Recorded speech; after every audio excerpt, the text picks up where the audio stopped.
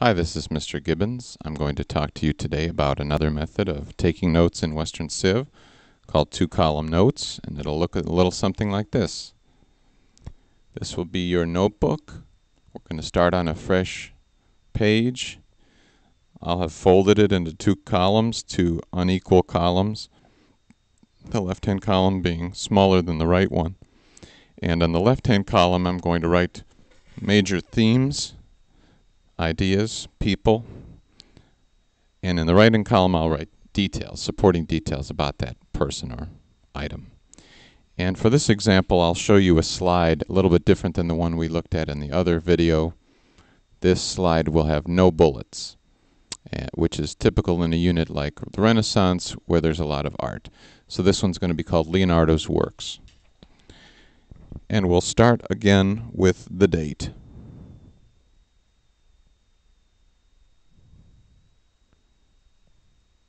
And then we'll next write the slide title. This is called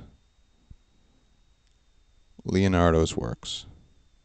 And in two-column notes, we'll have an idea, main idea on the left. So let's just choose the Mona Lisa there. And so I'll show you the Mona Lisa. You could number it Mona Lisa. And in the right-hand column, I'll talk about it and we'll discuss some details. So dates, often I put in parentheses like this. You can do this if you wish. So this is painted in 1503. It's sold to King Francis. Sold to Francis I. That's why it's in France today. It was purchased by the King of France. Sold to King Francis I. Today it's in the Louvre. It's been there for quite some time. Leonardo died in France in 1519, so you could say maybe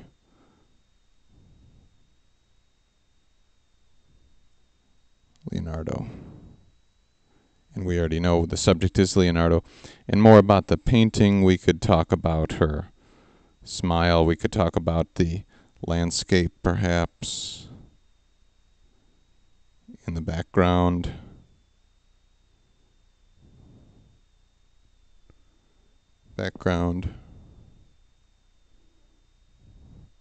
It's supposed to be an abbreviation there.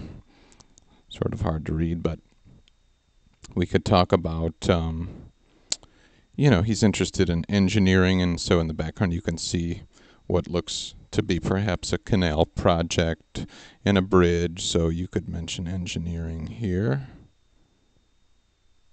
as a possible theme. Sometimes the backgrounds are as important as the foregrounds in these paintings. Talk about who was the Mona Lisa, why does she dress that way, why doesn't she have eyebrows, and so forth. And you could talk about some of the details over here. Sometimes you see this name, Giocondo, the merchant. She's the third wife of a merchant, so whatever we discuss can go here. And then let's say we finished our discussion of the Mona Lisa and we're going to look at another work of art. So just here is a famous one, The Last Supper. And then let's say that that's our next theme. Skip a line. Last Supper. And we might talk about some differences. So this one is in Milan. It's tempera on plaster. It's not quite a fresco. He didn't use the fresco technique for it, but it does deteriorate because the paints he used were different and the media were different. And so we might discuss this for half a minute or so, and you could say it was restored in the late 1990s.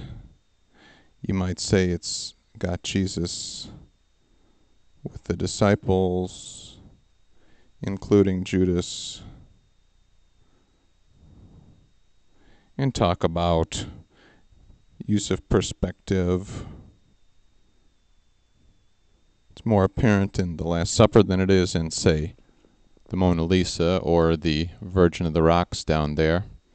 It's Jesus and John the Baptist, you see. That's Jesus. And we'll talk about how you tell who's who in Renaissance art. That would be Leonardo's self-portrait, Vitruvian Man down there, you know,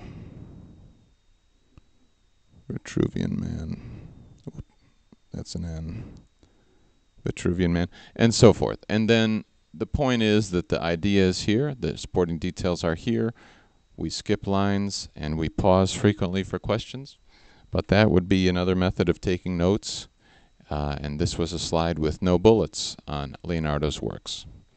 Thanks for listening. This has been Mr. Gibbons.